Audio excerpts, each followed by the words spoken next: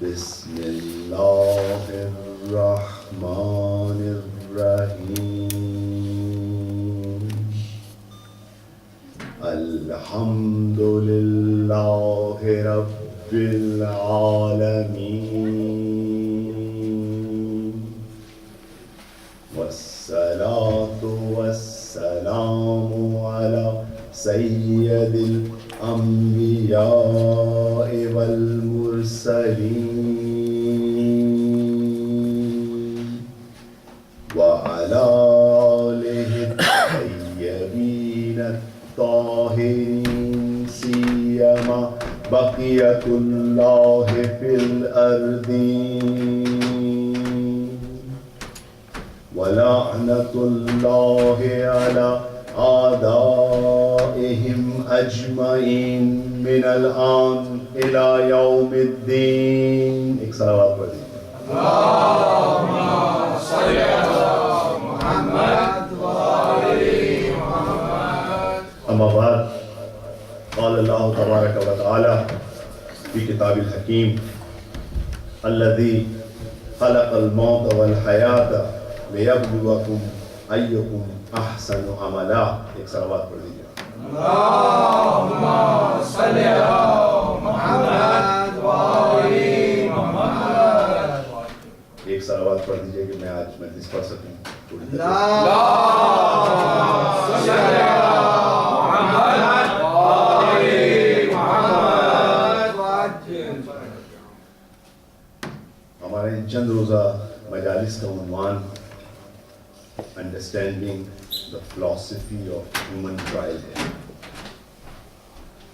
عرض کیا تھا کہ اگر ہم اس فلاسفی کو سمجھ جائیں تو زندگی میں سکون آ سکتا ہے، لیکن مشکل اس کانسیپٹ کی یہ ہے کہ اس کو اپلائی کرنے کی ضرورت ہے. صرف سن لینے سے اس کا کوئی فائدہ نہیں ہونا. ہیومن فلاسفی یعنی ہیومن ٹرائل کیا ہے، انسان کی زندگی میں جو امتحانات آتے ہیں وہ کیا ہیں، اس کو سمجھنے کے لیے پہلے ہم کچھ فیکٹس سمجھنے کی کوشش کرتے ہیں. ایک فیکٹ یہ ہے کہ انسان کی زندگی میں ایک چیز ہے جس کا نام ہے تقدیر، ایک چیز ہے جس کا نام ہے مقدر. یعنی ہم یہ کیا جانتے ہیں، البتہ بڑے بڑے انسٹنس میں ہم یہ کہتے ہیں کہ ہماری زندگی میں ہمارا مقدر یہ تھا، فلاں کی تقدیر ایسی تھی، لیکن ہم اس کو بڑے بڑے انسٹنس میں ہم کنسیڈر کرتے ہیں، جبکہ ریالٹی یہ ہے کہ انسان کے ہر لمحے جس وقت انسان زندگی گزار رہا ہے اس وقت ایک مقدر اور ایک تقدیر اس کے ساتھ ساتھ ہے. دیکھیے عرض کیا تھا کہ اللہ سبحانہ و تعالی نے انسان کو ڈیزائن کیا ہے کہ وہ آزاد ہے اختیار کرنے میں چیزیں. خداوند تعالی نے انسان کو فری ول دی ہے جس کے ذریعے وہ مختلف چیزیں چوز کر سکتا ہے، اور ہم اس فری ول کو اپنی زندگی میں مشاہدہ کرتے رہتے ہیں. ہمارے سامنے ہوتا ہے کہ ہم ایک چیز کو اڈاپٹ کریں یا دوسری چیز کو اڈاپٹ کریں، ایک طرح کا بزنس کرنا چاہیں دوسری طرح کا بزنس کرنا چاہیں، فلاں سے شادی کریں یا نہ کریں، اس سینٹر میں جائیں یا نہ جائیں، یہ کام کریں یا نہ کریں. انسان واقعاً اگر دیکھے تو یہ اتنی آبویس چیز ہے کہ انسان کے پاس ایک فری ول ہے. یہاں پر صرف ایک کنفیوژن یہ ہو جاتا ہے کہ جب ہم سمجھنے لگتے ہیں کہ ہمارے پاس فری ول ہے تو ہم یہ سمجھنے لگتے ہیں کہ ہمیں مکمل اختیار ہے. یہ ایک کنفیوژن ہے. جبکہ فرمایا، میں نے عرض کیا تھا آپ کی خدمت میں کہ امام نے فرمایا کہ ایسا نہیں ہے کہ آپ کے پاس کمپلیٹ فری ول ہے، نہ ایسا ہے کہ آپ کمپلیٹ مجبور ہیں. آپ کے ذہن میں ہے نا کہ عرض کیا تھا کہ اسلامی فرقے جہاں کچھ فرقے فقہی بنیادوں پر ہیں وہاں کچھ فرقے عقیدتی بنیادوں پر ہیں. یہ عقیدتی بنیادوں پر جو بلیفز میں جو سیکٹس ہیں ان کے بارے میں ہم کم سننے کو ملتا ہے. عموماً جو فقہی فرقے ہیں، فقہ میں جو اختلاف ہے اس میں ہمیں سننے کو ملتا ہے کہ فلاں حنفی مذہب ہے، فلاں شافعی ہے، فلاں مالکی ہے، فلاں جعفری ہے، فلاں حنبلی ہے. یہ تمام کے تمام ڈوز اینڈ ڈو ناٹ کے اندر فرقے ہیں، یعنی کیا کیا جائے، نماز کیسے پڑھی جائے، حج کیسے کیا جائے، وضو کیسے کیا جائے، یہ جو ایکشنز ہیں، جو کام کرنے ہیں ہم کو، ان میں فقہ یعنی وہ کام جو کہ پریکٹیکل آپ کرتے ہیں کہ آپ اپنی زندگی کو پریکٹیکلی کیسے گزاریں، یہ فقہ ہوتی ہے. اس میں ڈوز اینڈ ڈو ناٹ ہوتے ہیں. یہ کام کرو امر و نہیں ہوتا ہے، فلاں کام واجب ہے، فلاں کام مستحب ہے، یا بعض الفاظ برادران اہل سنت کہتے ہیں فرض ہے، سنت ہے. وہی چیز جو واجب ہے، مستحب ہے، مکروہ ہے، حرام ہے، مباح ہے. یعنی فقہ کا کام کسی بھی ایک ایکشن کو لینا اور اس کے بارے میں ان 5 چیزوں کا ڈیسائیڈ کرنا کہ فرض کریے میں یہاں پہ کرسی پہ بیٹھنا چاہتا ہوں، فرض کیجئے کوئی اسٹیم سیل چینج کروانا چاہتا ہے، فرض کیجئے کوئی اور ٹیسٹ ٹیوب بیبی کے ذریعے بیبی چاہتا ہے. اب وہ سوال کرے گا کہ فقی سے، جس فرقے سے بھی تعلق ہو اپنے فقی سے سوال کرے گا کہ یہ بتائیے یہ کام جو ہے ٹیسٹ ٹیوب بیبی کا جائز ہے یا ناجائز ہے. یہ فقہ ہے. البتہ ہمارے ہاں اجتہاد باقی ہے. برادران اہل سنت کے ہاں اجتہاد ختم ہو چکا ہے، یعنی انہوں نے آخر میں کہا کہ ہمارے پاس یہ 4 مجتہد ہیں، اور گورنمنٹ نے کہا کہ بس اس کے بعد اجتہاد ختم، اب آپ بس جو کچھ انہوں نے کہہ دیا اس پہ عمل کیجئے. ہمارے ہاں اجتہاد کا دروازہ بند نہیں ہوا، اجتہاد ہوتا رہا مستقل. لہذا آج بھی آپ کو مجتہدین اور مراجع نظر آتے ہیں جو اجتہاد کر رہے ہوتے ہیں. یہ معاملہ فقہ کا ہے. اگر ہم آئیں عقیدت میں آئیں، عقائد میں آئیں، تو عقائد میں کچھ اور سیکٹ ہے. ان سیکٹس کو مختلف نام ہیں. ایک دفعہ ان کو اشعری مذہب کہا جاتا ہے، ایک دفعہ اس کو معتزلے کہا جاتا ہے، ایک دفعہ اس کو امامیہ کہا جاتا ہے. امامیہ یعنی ہم، وہ جو امام کو مانتے ہیں. اشعری بھی اہل سنت سے تعلق تھا، معتزلوں کا بھی اہل سنت سے تعلق تھا. ایک اور فرقہ تھا حشویہ کے نام سے، ایک اور کچھ اور فرقے تھے، ماتریدیہ، حشویہ، یہ سب کے سب مختلف آئیڈیالوجی تھی مختلف. جیسے خوارج مثلاً، خوارج کے بارے میں خوارج کا یہ نظریہ تھا کہ اگر کوئی شخص گناہ کبیرہ کرتا ہے تو وہ کافر ہو گیا. اب اسی ایک کہ اگر ایک شخص گناہ کبیرہ کرے آیا وہ کافر ہوتا ہے یا نہیں ہوتا، اس میں مختلف فرقوں کے ان عقائد میں ان کے مختلف اوپینین ہیں. جیسے مثال کے طور پہ امامت کے اوپر امامیہ کا اور فرض کر لیجئے اشعری مذہب کا اور معتزلے کا ان میں اختلاف ہے. مثلا امامت کے اوپر امامیہ اس بات کے قائل ہیں کہ امام وہ ہے جو خدا کی طرف سے منسوب ہو، اس کے پاس نہ صرف خلافت ہے بلکہ خلافت سے زیادہ اس کے پاس ایک پوری دنیا کی ولایت ہے. جبکہ اگر آپ اشعری مذہب میں جائیں گے تو کہیں گے کہ امامت یعنی خلافت، اور خلافت یعنی خلافت کیسے چوز ہو. اب یہ تمام ڈسکشن آئے گی کس میں؟ ان عقائدی سیکٹس کے اندر. یہیں پر بہر ہمارا اس سے کوئی کام نہیں ہے. ہمارے ٹاپک سے جو ریلیٹڈ ہے وہ ایک چیز ریلیٹڈ ہے. ہم سوال کریں گے ان تمام عقائد والے سیکٹ سے. البتہ اس وقت صرف 3 رہ جاتے ہیں، اس میں بھی معتزلی ختم ہو جاتے ہیں. اس وقت بیشترین میجورٹی آف دا اہل سنت کے جو سیکٹس ہیں وہ سب اشعری مذہب ہیں. اشعری ہے یہ سب کے سب. اور اشعری کس بات کے قائل ہے؟ وہ اس بات کے قائل تھے کہ انسان مجبور محض ہے، یعنی انسان ہر چیز میں خود کوئی اختیار نہیں ہے. ہر چیز جو ہے وہ خدا کی مرضی سے ہوتی ہے اس کی زندگی میں، اور اس کے لیے وہ استناد کرتے ہیں، اس کے لیے وہ ریفر کرتے ہیں قرآن کی ایک آیت کا کہ اس دنیا کے اندر کائنات کا پتہ بھی نہیں گرتا مگر خدا کے علم میں ہوتا ہے. اس طرح ہم دیکھتے ہیں معتزلیز جو ہیں وہ اس بات کے قائل تھے، ان کے بالکل اپوزٹ تھے، 180 ڈگری ان کے اپوزٹ تھے. یہ بھی اہل سنت کا ہی فرقہ تھا. یہ اس بات کے قائل تھے کہ انسان مکمل طور پہ آزاد ہے، یعنی خدا نے انسان کو بنایا اور اس کے بعد خدا ایک طرف بیٹھ گیا اور کہا مکمل طور پہ تم آزاد ہو جس طرح سے اپنی زندگی گزارنا چاہو. جبکہ اس معاملے میں امامیہ نظریہ کیا تھا؟ جب امام کے سامنے آئے، امام جعفر صادق کے سامنے آئے تو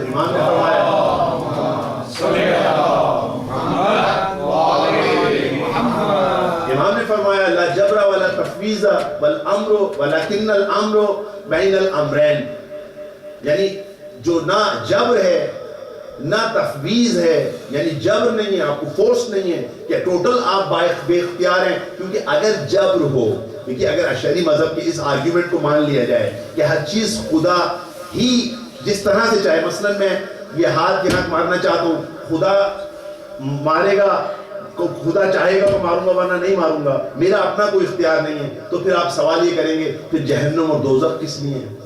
اگر ہر چیز پپٹ ہے، یعنی اگر آپ انگلیوں پہ پپٹس کو نچائیں، ٹھیک ہے، پپٹس جانتے ہیں نا آپ لوگ، رائٹ؟ انگلیوں کے اوپر اگر آپ پپٹس کو کہیں, ایک پپٹ کہے کہ میں تم سے ایک پپٹ دو, دوسرے پپٹ سے لڑوائیں, آپ ہے نا جو وہ مجبور ہے ٹوٹل, رائٹ؟ پپٹ میں مجبور کی مثال پپٹس ہیں, ان کو دو آپس میں لڑوائیں, ان کو دو آپس میں لڑوائیں. اس کے بعد آپ ہیں جو ان کو لڑوا رہے ہیں, ایک طرف یہ حق کی قوت ہے, ایک طرف باطل کی قوت ہے, ان دونوں میں آپ جنگ کروائیں. اس کے بعد آپ کام کر رہے ہیں, آپ خدا کی جگہ آپ یہ کام کر رہے ہیں. اس کے بعد کہیں بھائی آپ چونکہ آپ نے ان کو مارا لہٰذا میں آپ کو جہنم میں لے کے جاؤں گا, آپ کو جنت میں لے کے جاؤں گا. سوال یہ ہوگا, یہ سوال کریں گے جب ہم مکمل مجبور تھے, آپ ہمارا ہاتھ پکڑ کے ہر کام کرا رہے تھے, تو جنت و دوزخ کس بات کی, ہدایت کس بات کی؟ کچھ سوال بنتا ہے, کوئی عقل میں کام کرتی ہے کہ بابا پھر ہم دوزخ میں, یعنی دوزخ کس بات کی؟ میں نے تو وہ کام کیا جو آپ چاہتے تھے, میرا تو ہاتھ بھی نہیں اٹھا جب آپ نے, یعنی یہ چیز, یہ نظریہ کہاں سے آیا؟ بنو امیہ کی طرف سے آیا. بنو امیہ کربلا سے واقعے سے گھبرا گئے, انہوں نے کہا کس طرح سے اس کو ایکسپلین کیا جائے. انہوں نے کہا جبر ہے جی, خدا یہی چاہتا تھا, خدا یہی چاہتا تھا کہ امام شہید ہو, بس شہید ہو گئے, ہمارا کیا قصور ہے اس میں؟ کیا خدا کی نالج میں نہیں تھا؟ دیکھیے ایک شبہ اٹھایا, شبہ کیا اٹھایا؟ کیا خدا کی نالج میں نہیں تھا کہ امام شہید ہوں گے؟ ہے نا, تھا نا خدا کی نالج میں, جانتے ہیں نا آپ, یعنی امام خود چلتے ہوئے کہہ رہے ہیں میں شہید ہونے جا رہا ہوں. خود پیغمبر نے جب ابھی چھوٹے سے تو کہا کہ یہ شہید ہوں گے. کیا مقصد ہے؟ یعنی کیا مقصد ہے؟ وہ کہتے ہیں دیکھیے خدا کی نالج, خدا چاہتا تھا, ہم نے یہ کام کر دیا, کسی نے, ختم. اس میں کیا کہتے ہیں آپ کو ہوا ہے؟ یہاں کنفیوژن کا شکار ہو رہے ہیں ہم. خدا کی نالج, اس میں کوئی ڈاؤٹ نہیں ہے کہ خدا کی نالج ہر چیز کے بارے میں, خدا کی نالج ہر چیز کے بارے میں. لیکن خدا کی نالج کس چیز کے بارے میں؟ خدا کو یہ پتا تھا کہ یہ شخص اپنے ارادے اور اختیار سے یہ کام کرے گا, نہ یہ کہ یہ کام کرے گا خالی, نہیں, یہ کام نہیں کرے گا, یہ اپنے ارادے اور اختیار سے, جبکہ میں نے اس کو بتایا ہوا بھی ہوگا کہ یہ کام غلط ہے, اس کے باوجود یہ اپنے ارادے اور اختیار سے کام کرے گا. کیوں خدا کی نالج ہے؟ کیونکہ خدا ٹائم باؤنڈری سے باہر ہے, ٹائم اس کی مخلوق ہے. اگر وہ خود ٹائم کے اندر آ جائے گا, ایسا ہو سکتا ہے کہ وہ اپنی مخلوق میں آ جائے؟ ممکن نہیں ہے. بس وہ ٹائم باؤنڈری سے باہر ہے, اس کے سامنے جنت و دوزخ نہیں. ایسا نہیں کہ خدا اس وقت بیٹھا ہوا کہیں جنت کا یا دوزخ کا انتظار کر رہا ہے, اس کے سامنے پوری یہ اسکیل لائن اس کے سامنے ہے پوری.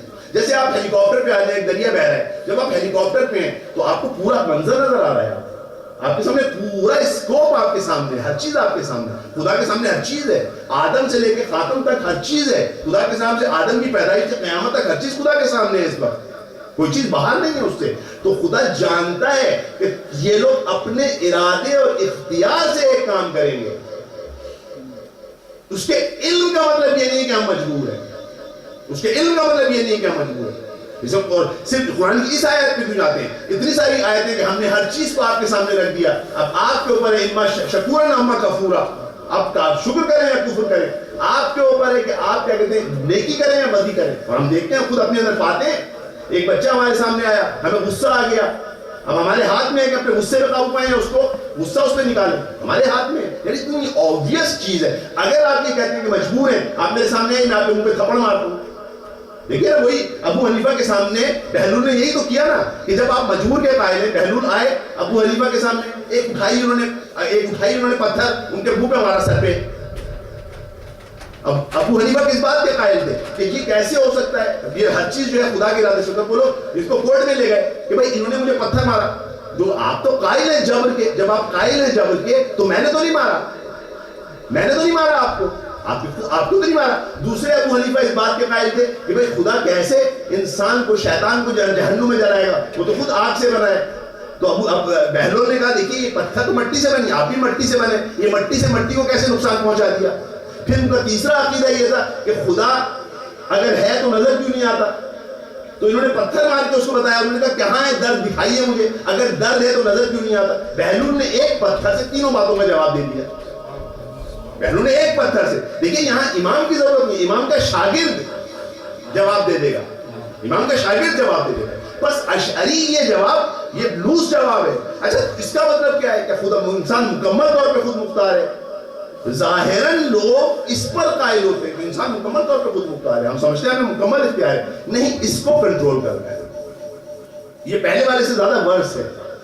یعنی کیا, آپ قرآن میں آیتیں پڑھتے ہیں واللہ علی کل شیء قدیر, اللہ ہر چیز پہ قادر ہے, کوئی انسان کی اللہ کی مرضی کے بغیر ایک پتہ بھی نہیں گرتا. پھر یہ آیتیں کہاں جائیں گی؟ تو یہاں پر ہم جا کے پتہ چلے گا کہ امام فرمائیں گے, امام معصوم آ کے صرف اس مسئلے کو حل کریں گے, کہیں گے لا جبر ولا تفویض والامر بین الامرین. ایک سوال پڑھیں گے, کہ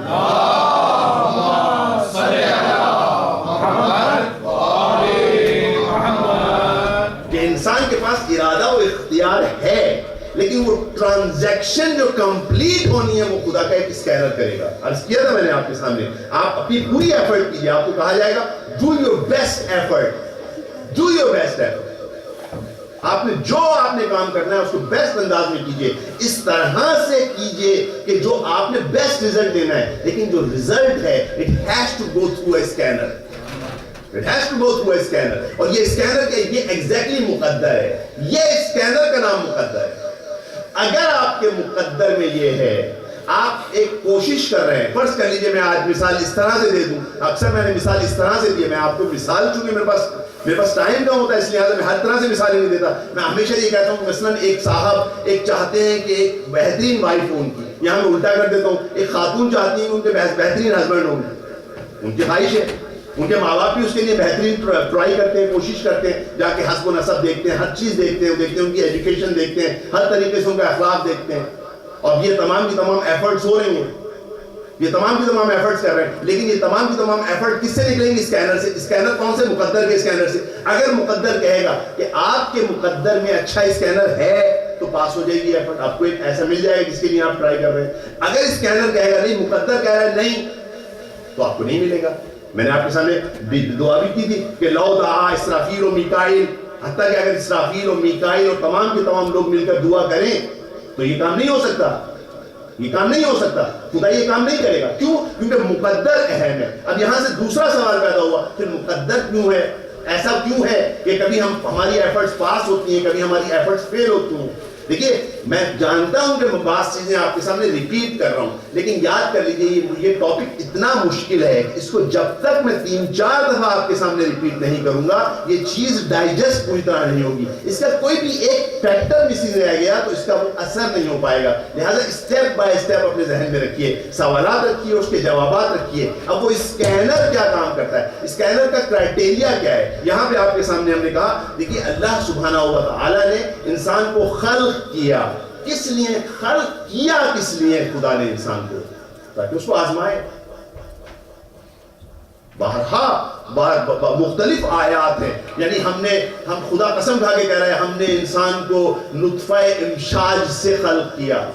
دیکھیے نا کل آپ کے سامنے آیت پڑھی تھی، میں اس کو صرف کوشش کر رہا ہوں کہ اوائڈ کر کے صرف ترجمے پہ آج گزارا کروں آج کہ کیا خداوند تعالیٰ کہہ رہا ہے کہ میں نے خلق کیا، ہم نے انسان کو خلق کیا ایک مخلوط نطفے سے. کس لیے خلق کیا؟ فوراً کہتا ہے نبتلی ہے، تاکہ ہم اس کو آزمائیں، اس کو آزمائیں ہم. آپ دوسری جگہ دیکھیں خود جو آیت جو ہم نے اپنے سر کلام میں قرار دی، الذی خدا وہ ہے خلق الموت والحیات، جس نے موت اور حیات کو خلق کیا. کس لیے خلق کیا؟ کس لیے خلق کیا خداوند تعالیٰ نے؟ لیبلوکم، تاکہ آپ کو آزمائے، آپ کو آزمائے. اب یعنی اس کا مطلب ہے آزمائش مین ہے، آزمائش مین ہے. اس کے بعد آپ سوال بھئی آپ ہم کو اس طرح کیوں آزما رہے ہیں، ہم کو کسی اور طرح سے کیوں نہیں آزما رہے؟ تو خداوند تعالیٰ کا جواب دے گا. اس کا جواب بھی میں نے آپ کے سامنے کل پیش کیا. ہم آگے بڑھنا چاہ رہے ہیں آج، ٹھیک ہے نا؟ تو ہم جلدی گزر رہے ہیں ان تمام چیزوں سے. خداوند تعالیٰ نے کیا فرمایا؟ خداوند تعالیٰ نے کہا کیا کرا؟ دیکھو خدا نے کہا کہ انی ادبر. خداوند تعالیٰ کہتا ہے میں نے جو ہے کیا کیا؟ میں نے انی ادبر عبادی، انی فور شیور، یقیناً میں، ادبر بہت آسان ہے، تدبیر کہتے ہیں نا اردو میں، تدبیر کرتا ہوں، میں تدبیر کرتا ہوں، میں مینیج کرتا ہوں، میں آپ کے لیے پلاننگ کرتا ہوں. کس چیز کی پلاننگ کرتے ہو؟ کس طرح سے پلاننگ کرتے ہیں آپ؟ بما یصلحہم، جو ان کے لیے بیسٹ سوٹڈ ہوتی ہے، جو ان کے لیے بہترین ہوتی ہے، میں اس طرح سے پلاننگ کرتا ہوں. میری پلاننگ کا طریقہ یہ ہے کہ میں آپ کے لیے بہترین پلاننگ کروں گا. اب دیکھیے ہم مثالوں میں انٹر ہوں گے، اب ہم دیکھیں گے وہ مصلحت کیا ہے. اور خداوند تعالیٰ ساتھ ساتھ یہ بھی کہتا ہے مجھ سے یہ نہ کہو، ڈونٹ ٹیل می کہ یہ میں بغیر کسی لاجک کے کر رہا ہوں. میں اس لاجک کو کیوں اختیار کر رہا ہوں؟ دیکھیے پیغمبر اکرم صلی اللہ علیہ وسلم جب شب معراج پہ گئے ہیں، پیغمبر نے سوال کیا ہے یا اللہ یہ جو مقدر ہے اس کا بیس کیا ہے، اس کی ریزن کیا ہے، کرائٹیریا کیا ہے اس کا؟ آپ نے جواب دیا ہے، اللہ نے جواب دیا. اللہ کیا کہتا ہے؟ وَإِن مِّنْ عِبَادِيَ الْمُؤْمِنِينَ، میرا کوئی بندہ مومن نہیں ہے من لا یصلحہ، جو جس کو کہ جس کا صلاح ہو سکتی ہے الا الغنا، یعنی بعض میرے مومن ایسے ہیں جن کی اصلاح صرف غنا کے ذریعے ہو سکتی ہے، یعنی ان کو پیسہ دوں گا تو ان کی اصلاح ہے، صرف پیسہ دوں گا تو ان کی اصلاح ہے. وَلَوْ صَرَفْتُ، اگر میں اس کو پھیر دوں، اگر اس سے میں منہ پہ اوڑ لوں، اگر میں یہ کام نہ کروں، اِلَى غَيْرِ ذَلِكَ، یعنی میں اس کو پیسے نہ دوں، اس کو مال نہ دوں، کیا ہوگا؟ لَهَلَكَ، وہ ہلاک ہو جائے گا. خدا کو پتا ہے کہ یہ کس چیز میں اس کی بھلائی ہے، کس چیز میں اس کی بھلائی ہے. دوسری طرف خداوند کیا کہتا ہے؟ وَإِنَّ عِبَادِيَ الْمُؤْمِنِينَ، اور میرے عبادی اور میرے جو بندے ہیں، مومنین بندے ہیں، ان میں سے کچھ ایسے ہیں من لا یصلح، کہ ان کی اصلاح نہیں ہو سکتی الا الفقر، ان کو فقر کے ذریعے ان کی اصلاح ہونی ہے. وہ کہتے ہیں اگر ولو صرف تو، اگر میں اس سے آنکھ پھیر لوں، یہ کام نہ کروں، ان کو فقر نہ دوں بلکہ ان کی جگہ ان کو مال دے دوں، ان کو غنا دے دوں، الا غیر ذالک لہلک، وہ ہلاک ہو جائے گا. کیا ہلاک ہو جائے گا؟ باڈی ہلاک ہو جائے گی. لیکن میں نے آپ سے کل بھی عرض کیا تھا، یہاں پر اس دنیا میں آپ کس لیے آئے ہیں؟ روح کے رشد کے لیے. روح میں پرابلم پیدا ہو جائے گی. آپ عموماً نگاہ ہماری باڈی پر ہوتی ہے. آپ کہیں گے یہ کیسے ہو سکتا ہے کہ انسان جس کے پاس مال ہو اس کی زندگی ہلاک ہو جائے گی؟ دیکھیں کتنے مزے میں ہے. نہیں، جو آپ کو مزے میں نظر آ رہا ہے وہ آپ کو دھوکہ ہے. اس کی روح کا نہیں آپ کو حال کیا حال ہے اس کا. ایک آدمی کے پاس مال آتا ہے، وہ کیا کرتا ہے؟ استغنا کرتا ہے، ایک دم اپنے آپ کو جو ہے نا وہ دیکھتا ہے کہ ہر چیز سے میں آزاد ہوں، خدا کو بھول جا رہا ہے. خدا کہتا ہے اس کے لیے مال دینا مجھے. آپ کے سامنے کل میں نے مثال دی ہے. دیکھیے وہ سعد جو فقیر ہے، پیغمبر اس کے دل پہ کہہ کے رنج کھاتے ہیں، اس کو 2 دینار دیتے ہیں، جاؤ اس سے بزنس کرو. جیسے ہی پیسہ آتا ہے وہ خدا سے دور ہو جاتا ہے. جیسے ہی پیسہ آتا ہے خدا سے دور ہو جاتا ہے. تو خدا جانتا ہے کہ میں نے اس کو فقر میں جو رکھا ہوا ہے. اس کے لیے اچھا صرف یہی مثال نہیں ہے. آپ کبھی یہ نہ سمجھیے گا کہ فلاں آدمی کو فقیر دیکھیں بھائی خدا آپ کی مصلحت کی ہے. لیکن اس کے لیے ہے، ہمارے لیے نہیں کہ کسی اور کو بولیں. ہمارے لیے نہیں کہ ہم کسی اور کو بولیں، کیونکہ ہمیں نہیں معلوم کہ مصلحت کیا ہے. ہمیں نہیں معلوم، اور یہ مصلحت کو خفیہ رکھا گیا ہے. اگر یہ مصلحت ہمیں بتا دی جاتی، ہمارے سینے میں اتنا دم نہیں تھا کہ ہم اس کو برداشت کر جاتے. اس کو خفیہ رکھنا خود ایک مصلحت ہے. ہمیں نہیں بتایا جائے گا. اگر کوئی مریض ہے، اگر کوئی فقیر ہے، آپ کو کہا آپ کا کام ہے اپنی بیسٹ ایفرٹ کریں. اس بیسٹ ایفرٹ سے آپ نہ چکے. آپ کو جاب کرنی ہے، آپ بیسٹ کیا کہتے ہیں آپ جاب کرنے کی کوشش کریں. آپ کو ایز اے ہسبینڈ اگر آپ نے رہنا، آپ بیسٹ ہسبینڈ بننے کی کوشش کریں. آپ as a wife best wife بننے کی کوشش کریں. یہ نہ کہ آپ تقدیر میں نا، آپ اپنی ساری رسپانسبلٹی خود کیجئے. رزلٹ کے اوپر اپنے دل کو تنگ نہ کیجئے. آپ اپنے بیسٹ رزلٹ کے لیے ایفرٹ کیجئے، لیکن رزلٹ کا آپ کو پتا ہونا چاہیے ایک مقدر کے اسکینر سے گزرے گا. مقدر سے. اچھا اب سوال یہاں پر، یہ مقدر کا اسکینر ایسا کیوں کرتا ہے؟ ایسا کیوں کرتا ہے؟ دیکھیے ہم نے کل مثال لے کے دوبارہ میں تیزی سے آگے بڑھا رہا ہوں تاکہ آج ہم جس جگہ پہ جانا چاہتے ہیں وہاں پہ چلے جائیں. یہ مقدر ایسا کیوں کرتا ہے؟ اس لیے یہ کام کرتا ہے. خداوند تعالیٰ کیا کہتا ہے؟ خداوند تعالیٰ یہ کہتا ہے میں اس کو اس لیے کرتا ہوں کہ میں ایک بہترین ٹرینر ہوں. میں نے آپ کو مثال کے ذریعے سمجھایا تھا. فرض کر لیجیے ہم سب لوگ سلیکٹ ہو گئے ایک نیشنل ٹیم میں سلیکٹ کھیلنے کے لیے. اور نیشنل ٹیم کیا ہے؟ وہ آخرت ہے. یعنی آخرت کے اندر ہمیں کچھ کردار ادا کرنا ہے. ٹھیک ہے. اب ہم کو ایک ٹریننگ کیمپ میں لایا گیا. یہ دنیا ایک ٹریننگ کیمپ ہے. اب یہاں پہ ایک ٹرینر ہے. وہ ٹرینر آپ کو بہت اچھی طرح جانتا ہے کہ آپ کو کس چیز کی ضرورت ہے، آپ کے اندر ویکنیسز کیا ہیں. وہ آپ کی ویکنیس، اس ٹرینر کا کام یہ ہے کہ اس دنیا میں آپ کی ویکنیسز ریموو کرنے کی کوشش کرے اگر آپ کوآپریٹ کریں. اگر آپ کوآپریٹ نہیں کریں گے تو وہ جو ویکنیسز کے لیے جو آپ کو ٹرائل کروا رہا ہے، وہ جو آپ کو بال پھینک رہا ہے. فرض کر لیجیے ایک آدمی اچھی بیٹنگ، فاسٹ بالنگ پہ بیٹنگ نہیں کر پاتا، اس کی ویکنیس ہے. اور ٹرینر کو پتا ہے، کوچ کو پتا ہے، وہ کیا کر رہا ہے؟ اس کے سامنے فاسٹ بال ہی پھینک پائے گا. ایک اچھا ٹرینر کبھی یہ کام نہیں کرے گا کہ اس کو پھر اسپنر کے ذریعے اس کو بال دے پائے. نہیں، یہ کام کرے گا. ایک اچھا ٹرینر کیا کرے گا؟ ایک اچھا ٹرینر اس کو کیا کرے گا؟ اس کو فاسٹ بالنگ ہی پڑھوائے گا. جب وہ فاسٹ بالنگ پڑھے گی تو عادی ہوگا اس کو کھیلنے کا.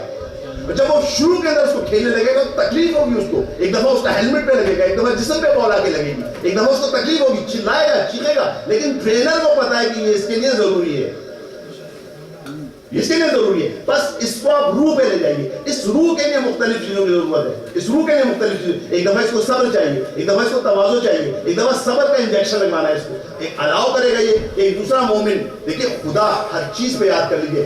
جیسے امام نے کہا لا جبر ولا تفویض بل امر بین الامرین.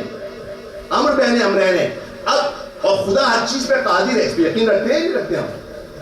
خدا کی مرضی کے بغیر تو پتہ نہیں ہلتا. یقین رکھتے نہیں رکھتے؟ پھر یہ صاحب جو میرے سامنے آئے، میں حق پر، میں حق پر تھا، یہ باطل پہ تھے. خدا نے ان کو اجازت کیسے دے دی کہ یہ میرے سامنے آ کے مجھے بے نقط سنا کے جائیں؟